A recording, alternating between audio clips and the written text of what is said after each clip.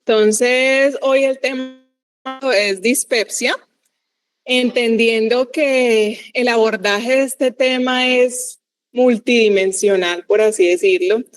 Es de las causas más frecuentes que tenemos en la consulta y a su vez son pacientes que suelen ser bastante reconsultantes. Entonces, la dispepsia se define como un síntoma frecuente en la práctica clínica diaria. Puede deberse a una condición funcional o puede estar asociado a enfermedades como tal orgánicas. Un ejemplo como las úlceras, el reflujo gastroesofágico o en su peor panorama, pues a neoplasias. ¿Cuáles son los principales factores de riesgo? Entonces, infección por Helicobacter pylori. Este es uno de los más importantes para el desarrollo de una dispepsia. Aquí tendríamos claro que sería orgánica, ¿sí? Porque está claramente evidenciada. El uso de AINES también nos puede llevar a ser más sintomáticos en estos pacientes. Tener una dieta rica en grasas y el estrés y la ansiedad. Creo que en este último punto, cuando uno entra a hacer búsqueda de este tema, cada vez estamos más volcados a controlar lo que ahora llaman el eje cerebro-intestino, ¿sí? Donde todo lo que nuestros pensamientos, emociones pueden alterar toda esta parte gastrointestinal. Entonces, por eso es importante siempre identificar y tener un manejo adecuado de todos estos factores de riesgo y así poder tener un mejor control de los síntomas en nuestra práctica diaria. Como les hablaba, esta dispepsia se puede clasificar en una dispepsia funcional, donde no hay como tal una causa orgánica identificable, ¿sí? No hay un daño como tal anatómico, para así explicarlo. Y la dispepsia orgánica, que está asociada a las úlceras, al reflujo gastroesofágico, a las neoplasias, entre otras.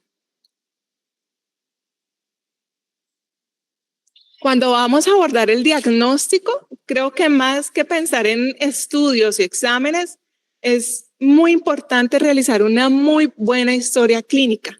Sí, los detalles de esa historia clínica, el poder recopilar toda esa información, que sea un buen interrogatorio sobre la descripción de los síntomas, cuáles son los antecedentes médicos, cuáles son los hábitos de vida de ese paciente. Algo tan importante y que a veces dejamos pasar es cómo es el horario laboral de esa persona. ¿Cuántos de nuestros pacientes, por ejemplo, no trabajan con turnos nocturnos? Entonces, ya de entrada sabemos que va a ser un reto el manejo de esos síntomas dispépticos porque todo el horario de alimentación, pues ya de entrada va a estar alterado. Como otro aparte importante es la identificación de los signos de alarma, como pérdida de peso, que hayan tenido evidencia de sangrado, dificultad para el paso de los alimentos, que nos pueda pues hacer pensar que está ocurriendo algo mucho más grave. En estos casos, pues la endoscopia es cuando usamos el estándar, ¿sí? Que es el diagnóstico, el gol estándar. Realizar este tipo de estudio, pues ya cuando hemos identificado esos signos de alarma, si tenemos una persona mayor de 50 años, pues ya ahí es indicación de realizarla para descartar una patología orgánica, pues entre esas más una neoplasia, ¿sí? Entonces siempre ayudarnos con nuestra historia clínica para poder identificar cuáles son esos pacientes que están en un alto riesgo y se beneficiaría ya de realizar estudios más avanzados.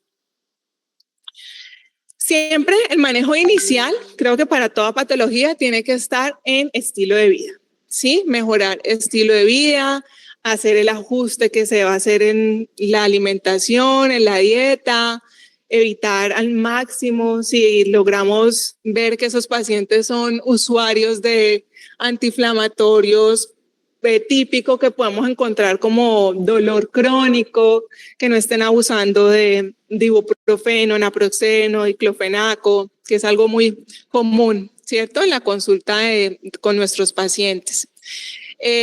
Iniciar tratamiento empírico con los inhibidores de la bomba de protones. Podemos iniciarlo durante 4 a 8 semanas y ya si tenemos identificada una causa común que es el Helicobacter pylori, pues hacer la erradicación, donde más adelante les doy las pautas de manejo más usadas actualmente. Entonces, entre los otros tenemos también los procinéticos en casos muy seleccionados. Estos van a mejorar la motilidad gastrointestinal, como la domperidona o la metoclopramida. Y aquí hago un paréntesis porque ya de entrada sabemos que nuestra población son adultos mayores. Y estos medicamentos tienen efecto anticolinérgico. Entonces, no es de frecuente que los formulemos y los dejemos para reformulación indefinida. Hay que tener mucho cuidado aquí con estos medicamentos que usualmente se los digo porque lo veo en la consulta que siguen reformulando como si fuera un acetaminofén. Entonces, siempre tener precaución. Y mi recomendación es que cuando usemos este tipo de medicamentos sean aquellos pacientes que tengan sensación de llenura precoz, problemas en el vaciamiento, reflujo que ya no responda a los IVP. Entonces, ahí pensar en ponerle por un periodo muy corto de tiempo este manejo. Bueno, ¿cómo debe ser el seguimiento? Siempre volver a citar al paciente para monitorear cómo va la evolución de esos síntomas y ver si realmente el tratamiento que se le indicó fue efectivo. Y pensar en remitir a la especialidad, pues cuando ya hemos intentado juiciosamente las primeras líneas de tratamiento y pues no ha dado resultado. Con respecto al Helicobacter pylori, aquí voy a darles como la terapia actualmente más usada para que por favor lo tengan en cuenta porque veo muchas remisiones simplemente para manejo de Helicobacter pylori y esto es algo que ustedes tienen que tenerlo muy claro. Es una consulta de medicina general de atención primaria. Entonces, aquí tenemos la terapia cuádruple donde se incluye el bismuto. Ahorita, por el tema que sabemos de farmacia, pues este medicamento está con dificultades para su entrega, con desabastecimiento y lo que sabemos. Entonces, aquí siempre tenemos que incluir los IVP de 20 o 40 miligramos cada 12 horas. El bismuto de 120 miligramos cada 6 horas o si hay presentaciones de 240, pues para reducir los horarios se puede dar cada 12 horas. La tetraciclina de 500 miligramos cada 6 horas y el metronidazol cada 8 horas. Siempre hablan cuando se hacen todos los estudios sobre la resistencia bacteriana y se deja muy, digamos, a la capacidad que tiene cada país que se ha encontrado sobre esta bacteria. Esto es lo que se encuentra en general para Latinoamérica, ¿sí? Y de hecho las guías colombianas están incluyendo esta terapia. 14 días. 14 días. Otra terapia alternativa. Entonces, siempre con el IVP, la amoxicilina 1 gramo cada 12 horas, la claritromicina 500 miligramos cada 12 horas y el metronidazol cada 12 horas. Esta, por ejemplo, la recomiendan en zonas con baja resistencia a la claritromicina como una alternativa eficaz pues, para la erradicación. Y también no solamente creo que ahorita es si hay baja resistencia, sino a lo que tengamos, ¿sí? La posibilidad de que tengamos y la facilidad que tenga también el paciente de conseguirla. Pero ofrecerle la opción siempre del tratamiento. ¿Listo? Bueno. Como consideraciones importantes, siempre verificar esa adherencia que pueda tener el paciente al tratamiento. Sí, yo me encuentro muchas veces que vuelvo a ver a los pacientes y me dicen, no aguanté, solo la pude tomar 3 días porque los síntomas empeoraron. Sí, entonces por eso siempre debemos volverlos a citar para mirar si fue efectiva o no su adherencia. evitar sustituciones que no estén indicadas con otros médicos que, pues, que no están dentro de las guías. Ellos ponen aquí muy claro el ejemplo de la oxiciclina, no reemplazar por la tetraciclina, y ajustar siempre el IVP si puede haber con interacciones farmacológicas. Bueno, siempre importante tener buenos resultados en la erradicación del Helicobacter pylori. Es lo que está demostrado que si se hace bien este tratamiento va a funcionar. Bueno, el monitoreo posterior al tratamiento lo menciona más con la prueba de test de aliento. En conclusión, respecto a esto, sabemos que es una patología frecuente, generalmente en su mayoría es benigna. Aquí es donde yo digo, toca trabajar como la psicología de los pacientes, porque ellos siempre de entrada están pensando que tienen cáncer, ¿sí? Entonces, explicarles, esto es de dialogar mucho con el paciente. Es una consulta que creo que más que mandar medicamentos, también hay que dialogar, tranquilizarlos. Si ustedes miran en los antecedentes, se dan cuenta que son pacientes que tienen ya un trasfondo ansioso, son depresivos, fibromiálgicos. Entonces, ya ahí la línea siempre tiene que ir muy a la par con conseguir que el paciente les crea lo que ustedes le están diciendo con total seguridad de que la mayoría de estos síntomas son benignos. Bueno, entonces continuando con las causas orgánicas, traigo aquí la enfermedad por reflujo gastroesofágico. Esto, como todos lo sabemos, se debe pues a la relajación de ese esfínter que permite el paso de todos los gases, de los líquidos gástricos al esófago, y nos va a producir pues los síntomas más molestos, que es el ardor, la regurgitación y el dolor. Es una enfermedad muy frecuente, creo que casi todos nuestros pacientes lo pueden tener. Sí, es una condición muy común, impacta realmente mucho en la calidad de vida, porque casi siempre el paciente va a volver a consultar y a reconsultar si no siente mejoría sobre este síntoma. Y el diagnóstico básicamente es un diagnóstico clínico, es un diagnóstico que solamente al interrogar puedes hacerlo, sin necesidad de hacer otros estudios, ¿sí? Aquí también siempre les digo, lo más importante es preguntar sobre hábitos de alimentación. Tengo infinidad de pacientes que me remiten por un reflujo que no mejora y le pregunto, ¿y ya cambiaste la alimentación? No, sigue consumiendo café, sigue acostándose lleno. O sea, no hacemos nada. Sí, no hacemos nada. Le puedes dar el medicamento más pro, que si no cambia la parte de la alimentación, pues no va a funcionar absolutamente nada. Del tratamiento farmacológico básicamente entra lo mismo, los inhibidores de la bomba de protones, los antagonistas H2 que ya poco son usados, más en un contexto de urgencias, hospitalización, y los otros ahorita que están siendo usados son los antiácidos y los alginatos. Gaviscon, Gastrofaz, bueno, los que quieran, que eso en el mercado hay bastantes que se utilizan más como coadyuvantes para el control de síntomas. Entonces, en conclusión, siempre para mí es preguntar cómo están los hábitos de alimentación de esas personas, porque créame que mejorando y quitando eso que están haciendo mal, va a mejorar esos síntomas. Bueno, aquí también les traigo el síndrome de intestino irritable como otra causa muy frecuente en nuestras consultas, ¿sí? ¿De qué hablamos entonces de un síndrome de intestino irritable? Es una afección gastrointestinal bastante común, recurrente, por no decir que puede ser crónica, ¿sí?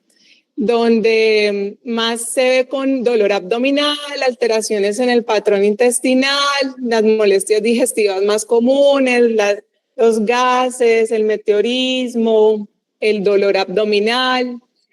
Y cuando tenemos un manejo efectivo en esta patología, siempre enfoca mucho que debe ser multidisciplinario. Sí, aquí es donde más me encontré artículos médicos destinados mucho a las terapias holísticas, porque cada vez sabemos que nuestro colon es como el que recibe todas las emociones del día a día.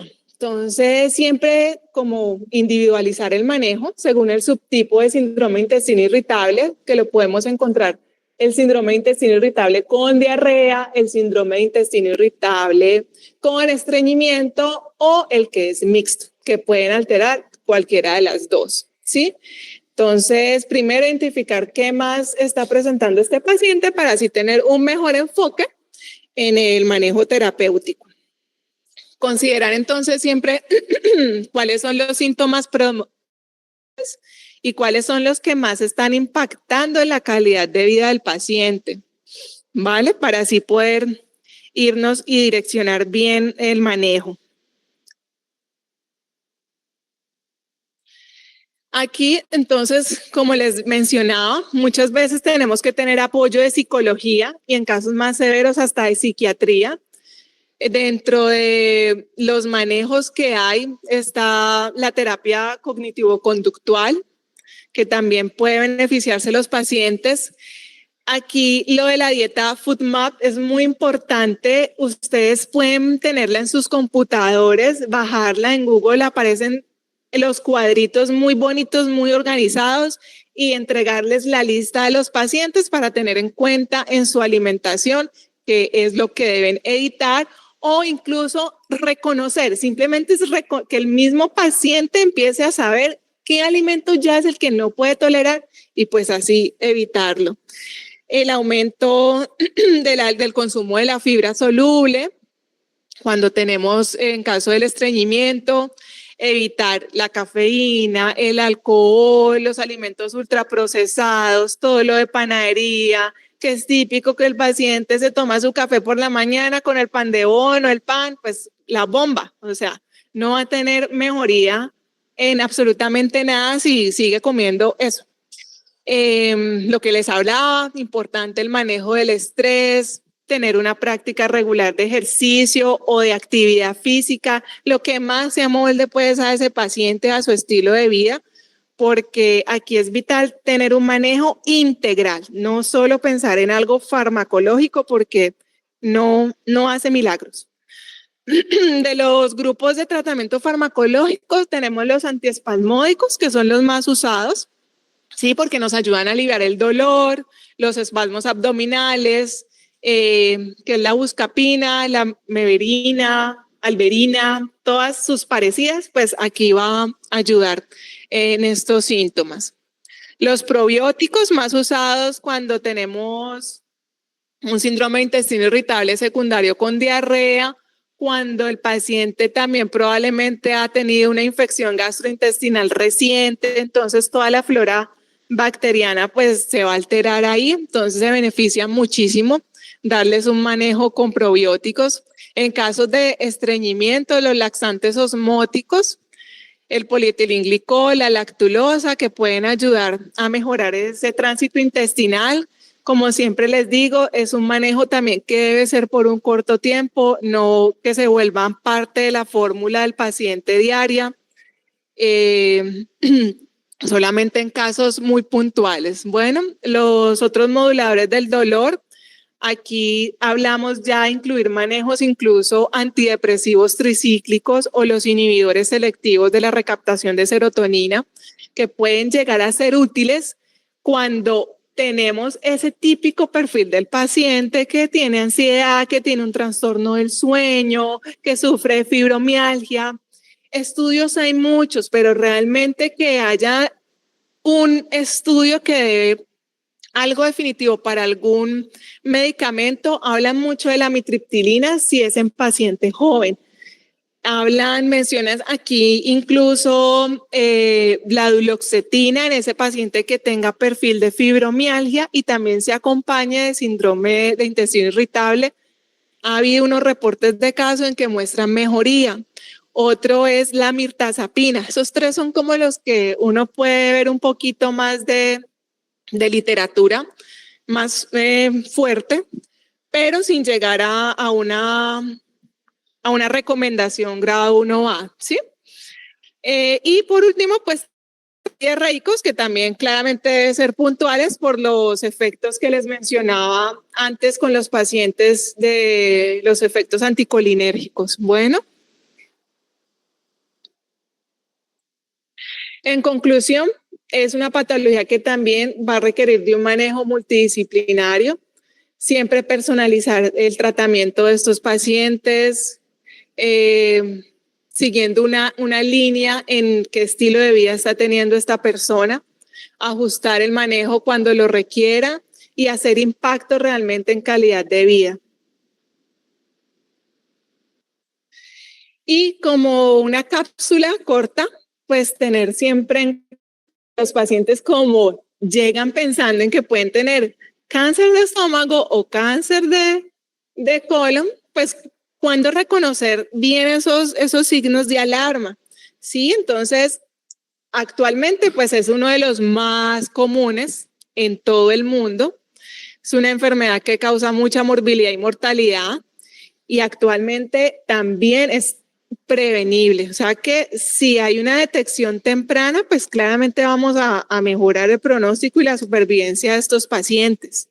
¿Cuáles son la población objeto para el tamizaje de estos pacientes? Personas con riesgo promedio en edad de 45 años, sin antecedentes familiares o personales, que tengan colonoscopia donde ya haya reportado pólipos o tengan antecedente de enfermedad inflamatoria intestinal. O sea, en estos son los menores de 50 años. ¿Y cuáles son los de muy alto riesgo o alto riesgo? Que tengan familiar de primer grado, con antecedente de cáncer colorectal, antes de los 60 años o 2 o más familiares con historia personal de cáncer colorectal, pólipos, enfermedad intestinal inflamatoria con más de 8 a 10 años de evolución.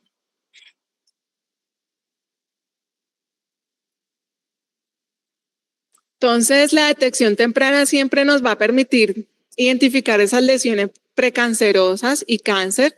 El tamizaje pues nos va a ayudar con los pólipos, tumores en estadios iniciales, que es el momento pues donde puede estar más fácil de manejar la enfermedad.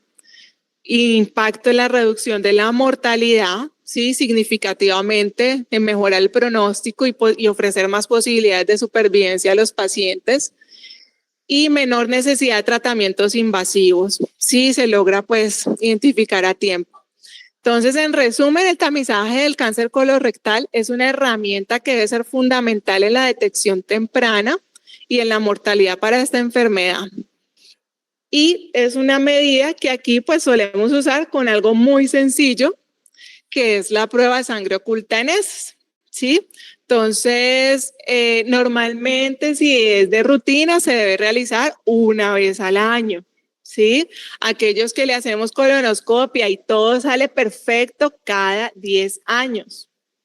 Ya no es cada 5 años y lo peor es que uno se encuentra que los mismos gastroenterólogos son los que le dicen al paciente, usted tiene que venir cada año a hacerse colonoscopia. Se lo digo porque lo he escuchado y así no debe ser. Bueno, entonces la sigmoidoscopia, pues realmente estos otros dos no son usuales en la consulta solicitarlos.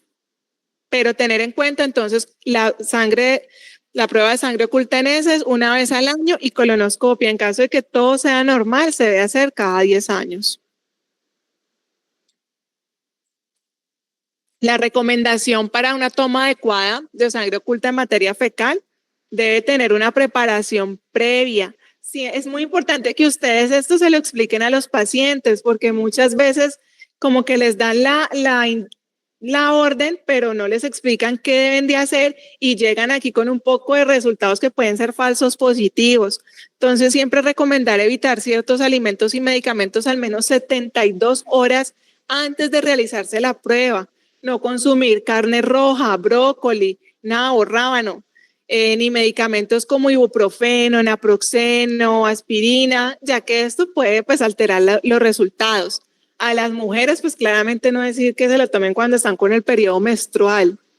Y al recolectar la muestra, ahí básicamente es tener mucha precaución con el higiene. Bueno, lavado de manos correcto, con agua y jabón antes de hacer la recolección, para así evitar la contaminación, incluso que orine primero, y con la recolección, tal cual, pues con el frasquito que le dan, usar la espátula para recoger una pequeña cantidad y colocarla en el recipiente.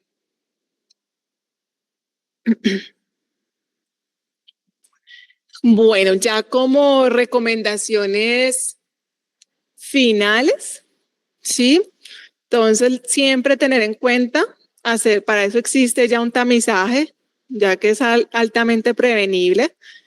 Detección temprana de las lesiones precancerosas y el cáncer en etapas iniciales. Va a mejorar significativamente el pronóstico y la supervivencia de los pacientes. El tamizaje antes de 5 años en las personas que tengan un riesgo promedio.